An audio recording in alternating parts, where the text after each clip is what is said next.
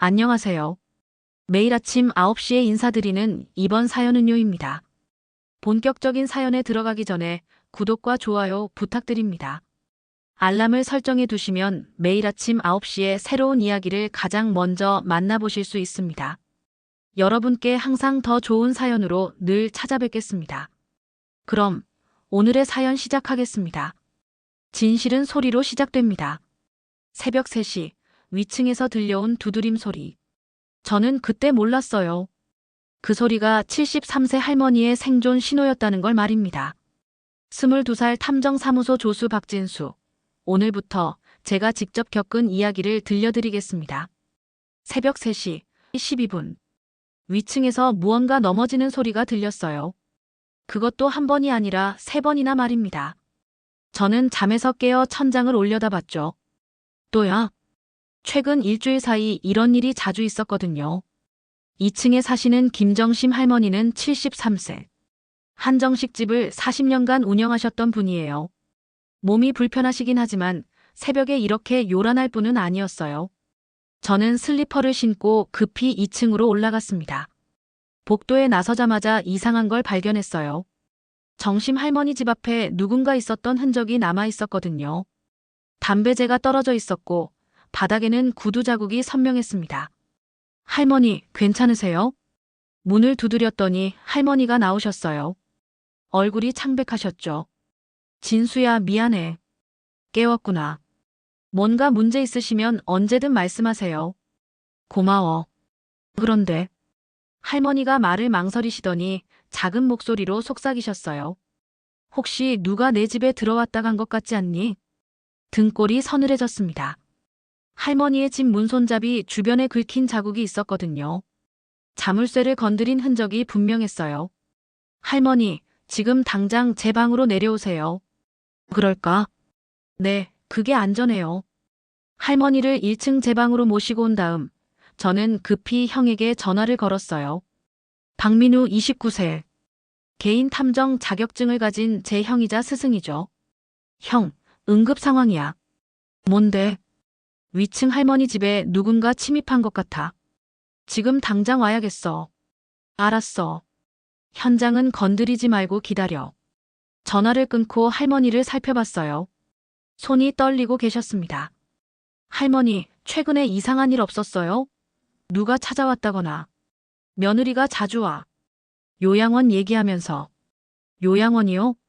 집도 팔고 요양원 들어가라고 해. 나이 들어서 혼자 있으면 위험하다면서. 저는 수첩에 메모했어요. 파트타임이지만 형 밑에서 6개월간 일하면서 배운 습관이었거든요. 모든 정보는 기록하고 기록은 증거가 된다는 건 말입니다. 며느리분 이름이 뭐예요? 김미란. 아들 준노하고 결혼한 지 5년 됐어. 최근에 언제 오셨어요? 어제도 왔어. 그런데 평소보다 뭔가 달랐어. 어떡해요? 냉장고도 뒤지고 서랍도 열어보고 뭔가 찾는 것 같았어. 할머니의 말씀을 들으며 저는 확신했습니다. 이건 단순한 도둑이 아니에요. 목적이 있는 침입이었거든요. 형이 도착한 건 새벽 4시였어요. 검은색 가방에 카메라와 각종 장비를 챙겨왔더군요. 진수야, 잘했어. 현장을 그대로 보존한 게 정답이야.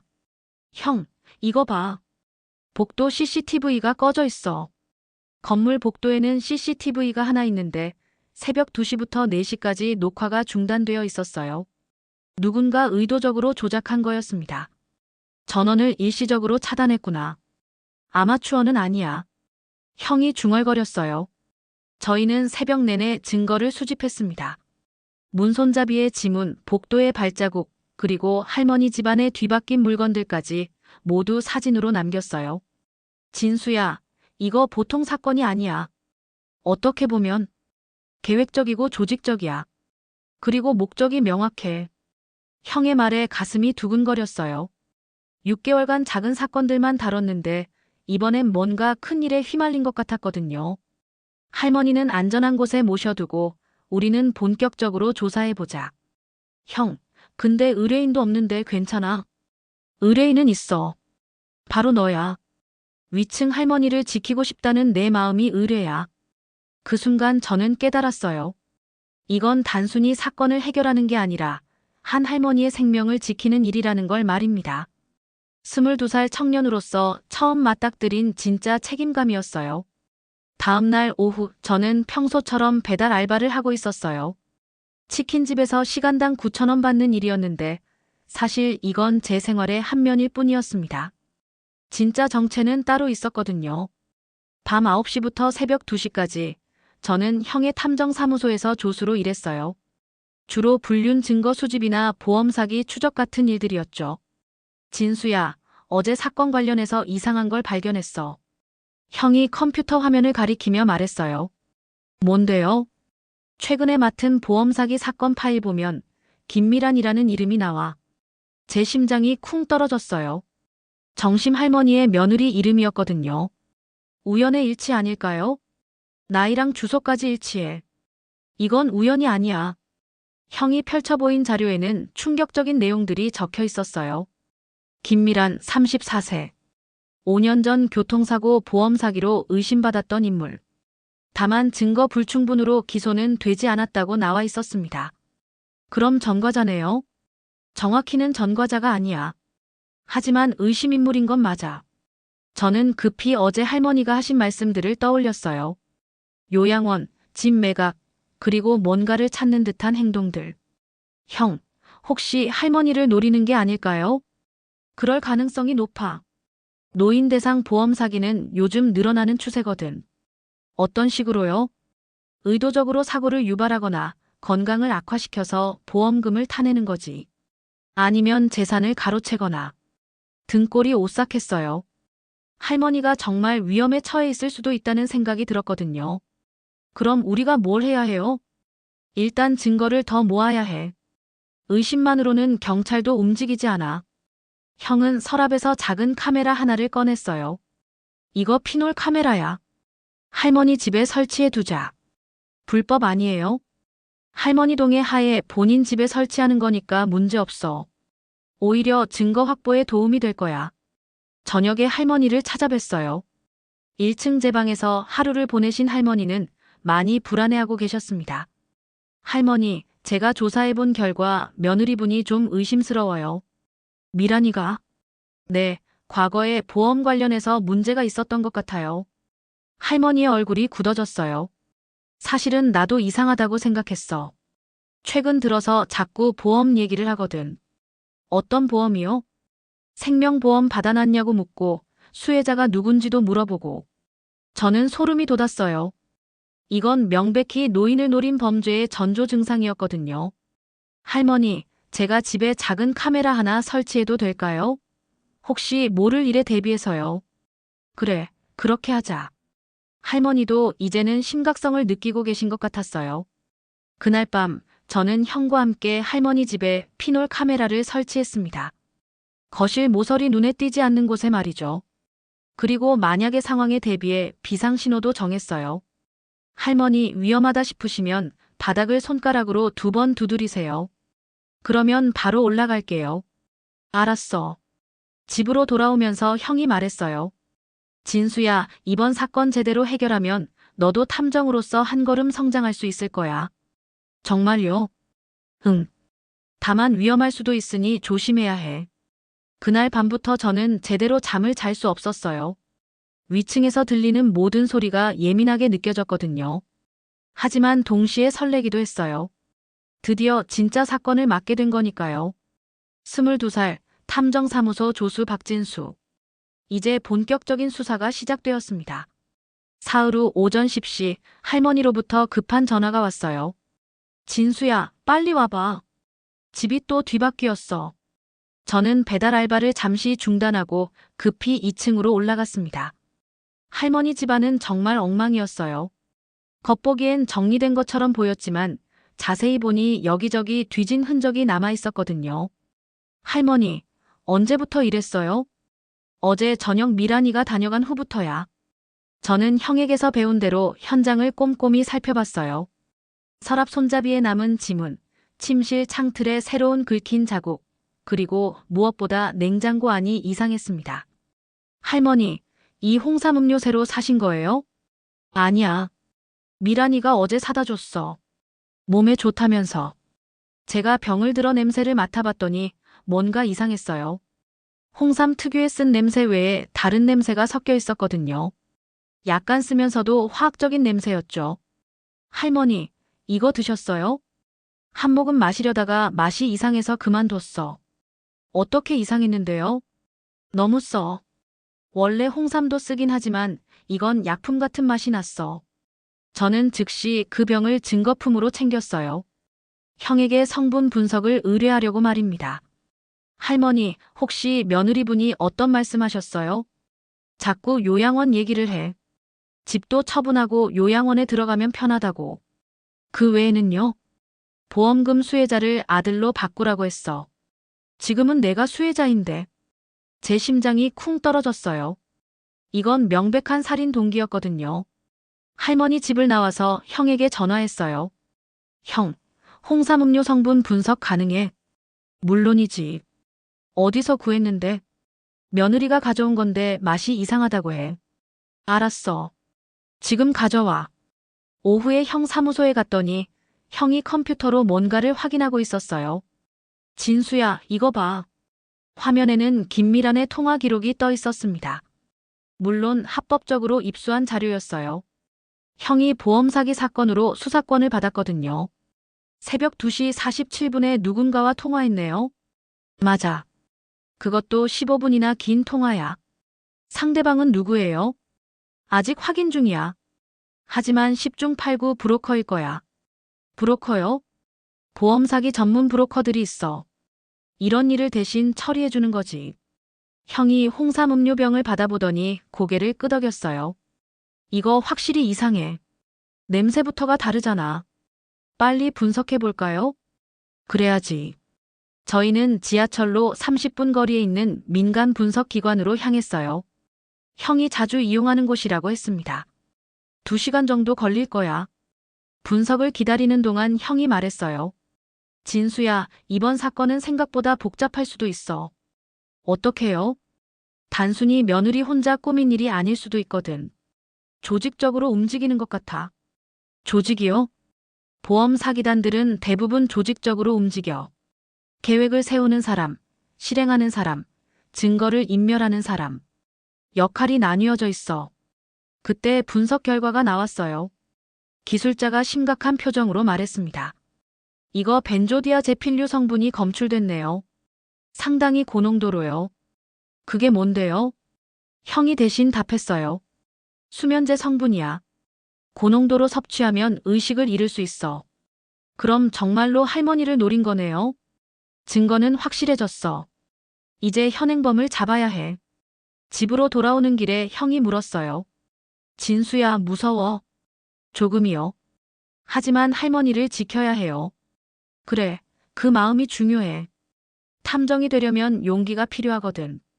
그날 밤, 저는 피놀 카메라 영상을 확인했어요. 며느리 김미란이 할머니 집을 뒤지는 모습이 선명하게 녹화되어 있었습니다. 이제 증거는 충분했어요. 문제는 어떻게 현행범으로 잡느냐였죠.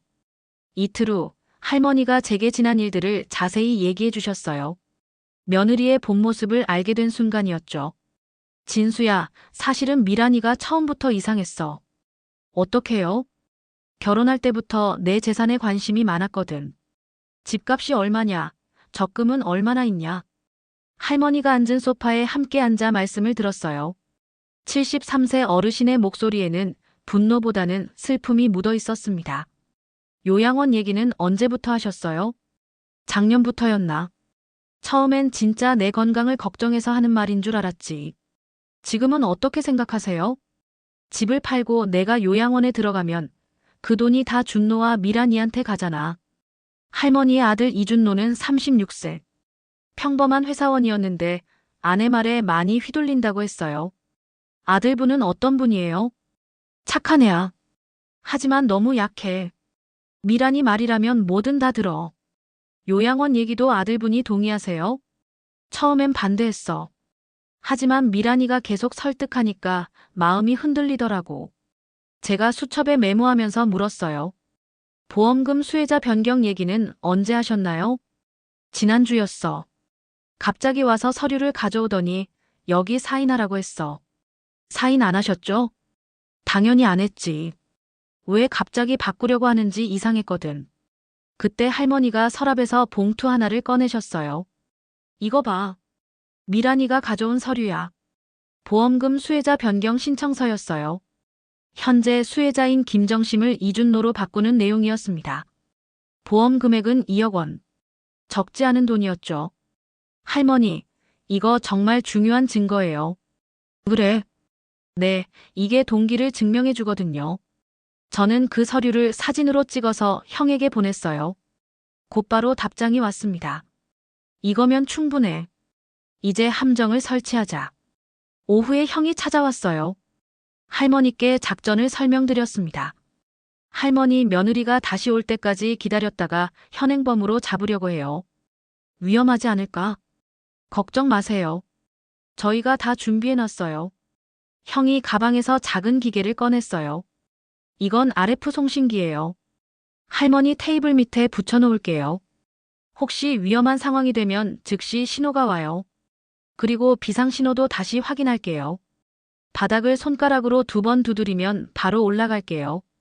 할머니가 고개를 끄덕이셨어요. 알았어. 근데 언제쯤 올까? 곧 올 거예요. 며느리 입장에서는 서둘러야 하거든요. 저희가 눈치채기 전에 말이에요. 그날 저녁 정말로 며느리 김미란이 왔어요. 오후 8시경이었습니다. 저는 1층에서 피놀 카메라 영상을 실시간으로 지켜봤죠. 어머님, 안녕하세요. 왔구나. 오늘 좋은 홍삼 음료 또 가져왔어요. 어제 것보다 더 좋은 거예요. 김미란이 가방에서 새로운 병을 꺼냈어요. 라벨은 똑같았지만 제가 보기에는 완전히 다른 병이었습니다. 어머님, 이거 드시고 푹 주무세요. 몸에 정말 좋거든요. 고마워. 하지만 할머니는 마시는 척만 하셨어요.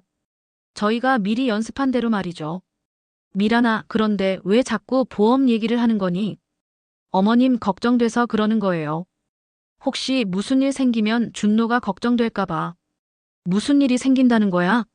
나이가 있으시니까. 언제 어떻게 될지 모르잖아요. 그 순간 저는 소름이 돋았어요. 김미란의 말투가 완전히 바뀌어 있었거든요. 평소에 다정한 며느리가 아니라 계산적이고 차가운 목소리였습니다. 할머니도 느끼셨나 봐요. 미란아, 너 왜 그러니? 어머님, 솔직히 말씀드릴게요. 어머님이 혼자 사시기엔 너무 위험해요. 요양원 들어가시는 게 좋겠어요. 싫어. 그럼 어쩔 수 없네요. 김미란이 가방에서 뭔가를 꺼내는 모습이 보였어요. 주사기였습니다. 저는 즉시 형에게 신호를 보냈어요. 이제 현행범 체포 작전이 시작되었습니다. 이제 본격적인 작전을 짜야 할 때였어요. 증거는 충분히 모았고 김미란의 의도도 명확해졌습니다. 문제는 어떻게 현행범으로 잡느냐였죠. 형, 함정을 만들어야겠어요. 동감이야. 하지만 할머니 안전이 최우선이야. 저희는 며칠에 걸쳐 치밀한 계획을 세웠어요. 우선 할머니가 무사히 집으로 돌아가셨다는 소문을 퍼뜨렸습니다. 동네 슈퍼 아주머니를 통해서 말이죠. 진수야, 위층 할머니 괜찮아졌나 보네. 오늘 아침에 시장 나가는 거 봤어. 네, 다행히 괜찮으셔요. 물론 거짓말이었어요. 할머니는 여전히 제 방에서 지내고 계셨거든요. 하지만 김미란이 이 소문을 들으면 반드시 움직일 거라고 확신했습니다. 다음 단계는 장비 설치였어요. 할머니 집 거실에 피놀 카메라 2대를 추가로 설치했습니다. 각도를 달리해서 사각지대가 생기지 않도록 말이죠. 이거는 음성 녹음 마이크예요. 형이 테이블 밑에 작은 기계를 붙였어요. 만약 김미란이 뭔가 자백하면 모두 녹음될 거야. 합법적으로 사용 가능한 거죠? 물론이야. 할머니 동의하에 할머니 집에 설치하는 거니까 문제없어. 가장 중요한 건 할머니의 역할이었어요. 위험에 노출되시지만 동시에 김미란을 유인해야 했거든요. 할머니 무서우시면 언제든 그만해도 돼요. 괜찮아. 이 나이에 뭐가 무서워. 오히려 미란이 같은 년이 더 무서워. 할머니의 말씀에 용기를 얻었어요. 73세 어르신이 이렇게 담대하신데 22살 청년인 제가 겁먹을 수는 없었거든요. 그럼 시나리오 한 번 더 점검해 볼게요. 저희가 예상한 시나리오는 이랬어요. 김미란이 다시 홍삼음료나 다른 독성 물질을 가져올 것이고 할머니가 그걸 마시는 척하다가 추궁할 거였습니다. 그 과정에서 김미란이 자백하면 녹음하고 현행범으로 체포한다는 계획이었죠. 할머니, 혹시 위험해지시면 이 버튼을 누르세요. 형이 작은 무선 버튼을 건네드렸어요. 누르면 어떻게 돼? 저희 휴대폰에 즉시 신호가 가요. 그럼 바로 올라갈게요. 그리고 아까 연습한 비상신호도 기억하세요. 바닥을 손가락으로 2번 두드리기. 알았어. 이틀 후, 드디어 김미란이 움직였어요. 오후 7시에 전화가 왔거든요. 어머님, 안녕하세요. 오늘 저녁에 잠깐 뵈러 갈게요. 피놀 카메라 앞에서 할머니가 전화를 받으시는 모습이 보였어요. 그래, 와라. 몸은 좀 어떠세요? 괜찮아. 다행이에요. 오늘 또 좋은 건강식품 가져갈게요. 전화가 끝나자 저는 즉시 형에게 연락했어요. 형, 오늘 밤이에요. 알았어. 경찰서에도 미리 얘기해뒀으니까 준비하자. 8시 30분, 김미란이 도착했어요. 평소와 달리 큰 가방을 들고 왔더군요. 아마 여러 가지를 준비해온 것 같았어요. 저는 1층에서 실시간으로 영상을 지켜봤습니다. 심장이 빠르게 뛰었어요. 드디어 진짜 범죄 현장을 목격하게 되는 순간이었거든요. 어머님, 오늘 컨디션이 좋아 보이세요. 그런가? 네, 얼굴에 혈색도 돌고. 역시 집이 최고예요. 김미란의 말투는 여전히 다정했어요. 하지만 눈빛이 달랐습니다. 뭔가를 노리는 듯한 시선이었죠. 그런데 어머님, 보험 서류는 생각해 보셨어요? 무슨 서류? 지난번에 드린 수혜자 변경 서류요. 아, 그거? 아직 안 했어. 빨리 처리하시는 게 좋을 것 같아요. 만약이라도 무슨 일 생기면. 그때 할머니가 제가 드린 대로 말씀하셨어요. 미란아, 너 왜 자꾸 내가 죽는다는 식으로 말하니? 김미란의 표정이 순간 굳었어요. 예상하지 못한 질문이었던 모양입니다. 그런 뜻이 아니에요. 그냥 미리 준비해 두시라는. 준비는 무슨 준비야? 나 아직 팔팔해. 그때 김미란이 가방에서 뭔가를 꺼냈어요. 이번에도 홍삼음료였습니다. 하지만 라벨이 지난번과 또 달랐어요. 어머님, 이거 드시고 푹 주무세요. 고마워. 드디어 결정적인 순간이 왔어요. 할머니와 김미란의 마지막 대결이 시작되었습니다. 계획은 항상 예상대로 되지 않는다는 걸 그날 깨달았어요. 김미란이 홍삼음료를 건네고 10분이 지났을 때 상황이 급격히 바뀌었거든요. 어머님, 왜 안 드세요? 김미란의 목소리에 짜증이 섞이기 시작했어요. 배가 불러서 그래. 조금 이따 마실게. 지금 드세요. 미지근해지면 효과가 떨어져요. 할머니가 병을 입에 대시는 척하셨어요. 하지만 실제로는 마시지 않으셨죠. 저희가 연습한 대로 말입니다. 그런데 김미란이 갑자기 가방을 다시 뒤지기 시작했어요. 뭔가 다른 걸 찾는 것 같았습니다. 어머님, 솔직히 말씀드릴게요. 김미란의 말투가 완전히 바뀌었어요. 더 이상 다정한 며느리가 아니었습니다. 요양원 얘기도 거짓말이고 건강 걱정도 거짓말이에요. 뭐라고? 어머님이 빨리 돌아가셔야 우리가 편해져요. 집도 보험금도 적금도 다 우리 거니까요. 저는 1층에서 이 대화를 들으며 소름이 돋았어요. 김미란이 직접 자백하고 있었거든요. 미란아, 너 정신이 나갔니? 정신 멀쩡해요. 오히려 어머님이 너무 오래 사시는 게 문제죠. 그때였어요. 김미란이 가방에서 뭔가를 꺼냈는데 홍삼음료가 아니었어요. 투명한 주사기였습니다. 이거면 확실할 거예요. 인슐린 과다 주사. 당뇨병 환자가 실수로 잘못 맞은 것처럼 보이죠. 할머니가 뒤로 물러서셨어요. 미란아, 제발. 어차피 늙어서 죽을 텐데 조금 빨라질 뿐이에요. 저는 즉시 무선 버튼을 눌렀어요. 형에게 신호가 갔을 겁니다. 하지만 형이 도착하기까지는 시간이 걸렸어요. 할머니가 혼자서 버텨야 하는 상황이었죠. 그런데 더 큰 문제가 생겼어요. 제 휴대폰에 낯선 번호로 전화가 온 거였습니다. 박진수 씨죠? 네, 누구세요? 김미란 씨와 함께 일하는 사람이에요. 지금 당장 밖으로 나오세요. 뭐라고요? 형님도 우리가 데리고 있어요. 조용히 나오시면 다치지 않을 겁니다. 전화가 끊어졌어요. 동시에 건물 밖에서 차 문 닫는 소리가 들렸습니다. 누군가 와 있다는 뜻이었어요. 저는 패닉 상태에 빠졌어요. 위층에서는 할머니가 위험에 처해 있고 밖에서는 범인들이 저와 형을 위협하고 있었거든요. 진정해, 진수야. 스스로에게 말했어요. 6개월간 형 밑에서 배운 것들을 떠올려 봤습니다. 위급한 상황에서는 침착함이 가장 중요하다고 했어요. 우선 경찰서에 전화했어요. 112입니다. 살인 미수 현행범입니다. 지금 당장 출동해 주세요. 주소와 상황을 설명했어요. 경찰이 5분 내에 도착할 거라고 했습니다. 그 다음에는 건물 뒷문으로 나갔어요. 정면으로 나가면 범인들에게 들킬 테니까요. 다행히 뒷골목은 조용했어요. 형에게 전화를 걸어봤지만 받지 않았어요. 정말로 납치당한 건지 아니면 다른 이유인지 알 수 없었습니다. 그때 위층에서 큰 소리가 들렸어요. 할머니가 뭔가를 던지신 것 같았습니다. 아마 김미란을 막으려고 하신 거였을 거예요. 할머니. 더 이상 기다릴 수 없었어요.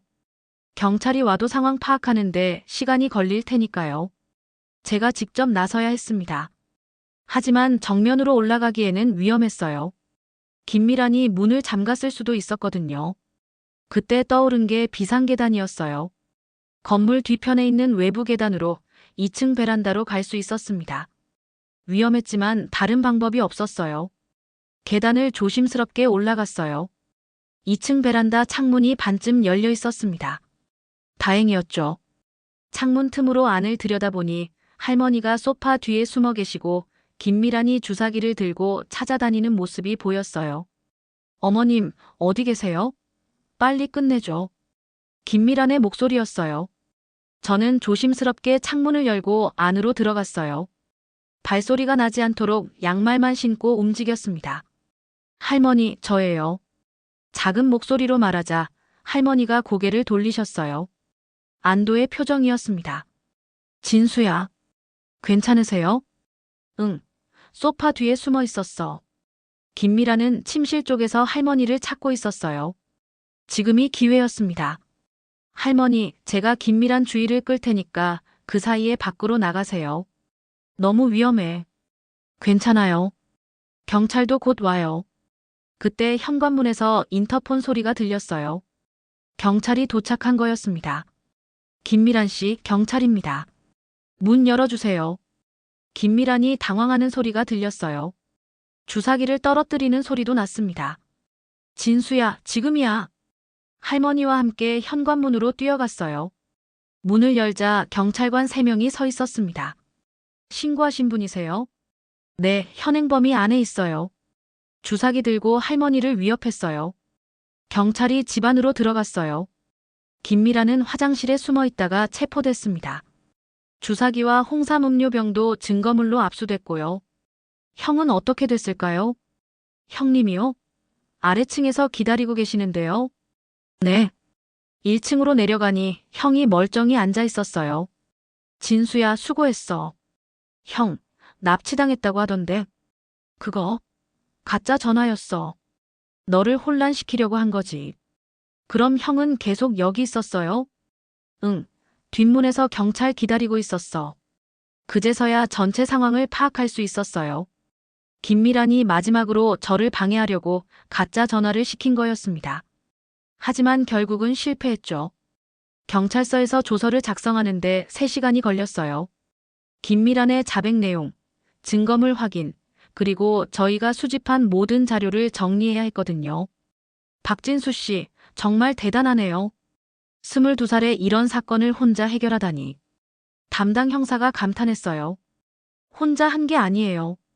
할머니랑 형이 도와주셨어요. 그래도 주도적으로 한 건 당신이잖아요. 조서 작성이 끝나갈 무렵 김미란에 대한 추가 정보가 나왔어요. 용의자 김미란, 5년 전 교통사고 보험 사기 전과가 있습니다. 당시에는 증거 불충분으로 기소되지 않았지만요. 이번엔 어떻게 되나요? 살인 미수, 주거 침입, 사기 미수 등 여러 죄목이 적용될 예정입니다. 형량도 꽤 나올 것 같네요. 공범은 없나요? 조사 중입니다. 다만 김미란이 혼자 꾸민 일은 아닌 것 같아요. 배후에 다른 사람들이 있을 가능성이 높습니다. 집에 돌아온 건 새벽 2시였어요. 할머니는 제 방에서 기다리고 계셨습니다. 진수야, 정말 고마워. 할머니가 용감하게 버텨주셔서 가능한 일이었어요. 나이 먹고도 이런 일을 겪게 될 줄 몰랐어. 이제 안전해요. 김미라는 오랫동안 못 나올 거예요. 그날 아침 놀라운 소식이 들렸어요. 김미란의 공범들이 추가로 검거됐다는 거였습니다. 진수야, 큰 사건이었어. 형이 신문을 들고 와서 보여줬어요. 노인 대상 연쇄 보험 사기단 검거. 피해자만 12명. 12명이나요? 김미라는 말단이었어. 실제로는 조직적으로 노인들을 노리는 사기단이었던 거지. 신문 기사를 자세히 읽어보니 더 끔찍한 사실들이 나와 있었어요. 지난 2년간 12명의 노인이 같은 수법으로 피해를 당했다는 내용이었습니다. 다행히 대부분 미수에 그쳤지만 실제로 숨진 분도 2명 계셨어요. 할머니가 정말 위험할 뻔했구나. 맞아. 만약 우리가 개입하지 않았다면. 상상하고 싶지 않았어요. 오후에 할머니 아들 이준노가 찾아왔어요. 36세의 그는 완전히 충격을 받은 상태였습니다. 어머니, 정말 죄송해요. 제가 미란이 말에 속아서. 준노야, 너도 피해자야. 하지만 제가 더 똑똑했다면 미리 알아챌 수 있었을 텐데. 준노는 아내의 과거를 전혀 몰랐다고 했어요. 결혼할 때도 순수한 여자인 줄 알았다고 했습니다. 어머니, 앞으로 제가 모실게요. 고마워, 아들아. 가족이 다시 화해하는 모습을 보니 마음이 따뜻해졌어요. 비록 사건은 끔찍했지만 결과적으로는 가족의 소중함을 깨닫게 해준 것 같았거든요. 저녁에 형이 말했어요. 진수야, 이번 사건으로 너도 많이 성장한 것 같아. 그런가요? 처음에는 그냥 호기심 많은 대학생인 줄 알았는데 진짜 탐정의 자질이 있어. 형 덕분이에요. 아니야. 위험한 순간에 침착함을 잃지 않은 건 내 능력이야. 며칠 후 의외의 소식이 들렸어요. 할머니가 피해자 지원 단체에 기부를 하시겠다고 한 거였어요. 할머니, 왜요? 나처럼 당할 뻔한 노인들이 또 있을 거 아니야. 그분들을 돕고 싶어. 얼마나 기부하실 건데요? 많지는 않아. 하지만 진심은 담을 수 있을 거야. 할머니의 말씀에 감동받았어요. 73세의 나이에도 다른 사람을 걱정하는 마음이 있으시다는 게 대단했거든요. 저도 도와드릴게요. 진수야, 너는 이미 충분히 도와줬어. 앞으로도 이런 사건들을 더 해결하고 싶어요. 정말 도움이 필요한 사람들을 위해서요. 그날 밤, 저는 제 미래에 대해 진지하게 생각해봤어요. 22살, 아직 젊지만 이미 한 사람의 생명을 구했어요. 그리고 조직적인 범죄를 막는 데 기여했고요. 이제 정말로 탐정이 되고 싶다는 확신이 생겼습니다. 사건이 끝나고 한 달이 지났어요. 김미라는 1심에서 징역 8년을 선고받았고 보험 사기단의 다른 멤버들도 모두 실형을 받았습니다. 이준노는 전혀 몰랐던 일이라는 게 밝혀져서 무혐의 처분을 받았어요. 진수야, 요즘 어때? 할머니가 물으셨어요. 이제 2층 본인 집으로 돌아가셨거든요. 물론 보안은 한층 더 강화했죠. 현관문에 디지털 도어락을 설치하고 CCTV도 새로 달았어요. 좋아요. 덕분에 제 진로를 확실히 정할 수 있었거든요. 탐정이 되려고. 네, 형이 독립해서 사무소를 차릴 때 같이 하기로 했어요. 실제로 형은 이번 사건의 공로를 인정받아서 독립할 자금을 마련했어요. 큰 보안업체에서 스카우트 제의도 들어왔거든요. 근데 할머니, 아들분은 어떻게 지내세요? 준노, 많이 반성하고 있어. 매일 와서 안부도 묻고 살림도 도와주고. 다행이네요. 사실 미란이 일로 많이 상처받았거든. 5년 동안 속고 산 거니까. 이준노는 이혼 수속을 밟고 있었어요. 당연한 일이었죠. 하지만 동시에 깊은 배신감에 시달리고 있었습니다. 믿었던 아내가 자신의 어머니를 죽이려 했다는 사실을 받아들이기 어려워했거든요. 할머니, 아들분 괜찮아질까요? 시간이 지나면 괜찮아질 거야. 젊은 사람이니까. 그럼 다행이에요. 어느 토요일 오후 뜻밖의 방문객이 왔어요. 사건을 담당했던 김 형사였습니다. 진수 씨, 잠깐 시간 있나요? 네, 무슨 일이세요? 제안이 하나 있어서요. 김 형사는 30대 후반의 베테랑이었어요. 이번 사건을 통해 저와 형의 능력을 높게 평가하고 있었거든요. 경찰청에서 민간 협력 프로그램을 운영 중인데 참여할 생각 없나요? 민간 협력이요? 네, 공식적인 수사는 아니지만 경찰이 손떼기 어려운 사건들을 도와주는 거예요. 물론 합법적인 범위 내에서요. 흥미로운 제안이었어요. 형에게도 얘기해보고 싶었습니다. 형님과 상의해보고 연락드릴게요. 좋아요. 다만 조건이 하나 있어요. 뭔가요? 탐정 자격증을 따야 해요. 제대로 된 교육도 받으시고. 알겠습니다. 김 형사가 떠난 후 저는 형에게 이 얘기를 했어요. 어떻게 생각해요? 좋은 기회인 것 같아. 난 내가 정말 이 일을 하고 싶다면 말이야. 확신해요. 이번 사건을 해결하면서 확실해졌어요.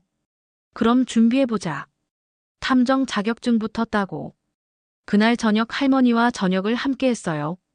이제는 거의 매일 함께 식사하는 사이가 되었거든요. 진수야, 고마워. 또 무슨 일로요? 내 인생을 지켜줘서. 그리고 준노도 구해줘서. 제가 한 건 별로 없어요. 할머니가 용감하셨으니까 가능한 일이었어요. 아니야. 내가 없었다면 나는 정말 위험했을 거야. 할머니의 말씀에 가슴이 뭉클해졌어요. 할머니, 앞으로도 이런 일들을 계속하고 싶어요. 정말 도움이 필요한 사람들을 위해서요. 그래, 그렇게 해. 너는 그런 일을 할 자격이 있어. 며칠 후 정말 놀라운 일이 생겼어요. 다른 지역에서 비슷한 사건이 발생했는데 경찰에서 저희에게 도움을 요청한 거였습니다. 진수야, 또 사건이다. 형이 흥미진진한 표정으로 말했어요. 이번에는 뭔가요? 60대 할아버지를 노린 보험 사기 의심 사건. 패턴이 긴밀한 사건과 비슷해. 새로운 사건이라니 가슴이 두근거렸어요. 이번에는 제가 주도해봐도 될까요? 물론이지. 이제 내가 실력을 인정받을 때야. 그날 밤, 저는 새로운 사건 파일을 검토하며 계획을 세웠어요. 22살 박진수에서 이제는 진짜 탐정이 되어가고 있었습니다. 할머니가 주신 카드키를 손에 들고 중얼거렸어요. 이번에는 내가 먼저 두드린다. 새벽 3시의 두드림으로 시작된 이 모든 일들이 이제는 새로운 시작의 신호가 되었어요. 누군가 도움이 필요할 때 제가 먼저 찾아가겠다는 다짐이었습니다. 73세 김정심 할머니는 이제 안전합니다. 36세 이준노는 새로운 삶을 시작했어요. 그리고 22살 박진수는 진짜 탐정이 되어가고 있습니다. 진실은 소리로 시작된다고 했죠. 이제 저도 누군가에게 희망의 소리가 되어드리고 싶어요. 위층에서 들려오는 두드림이 도움 요청일 때 주저하지 않고 달려가는 그런 사람이 되겠습니다. 복수는 뜨겁게 생각하고 차갑게 실행한다고 배웠어요. 하지만 정의는 따뜻하게 생각하고 따뜻하게 실행하는 거라는 걸 깨달았습니다. 그게 바로 제가 앞으로 걸어갈 길이에요.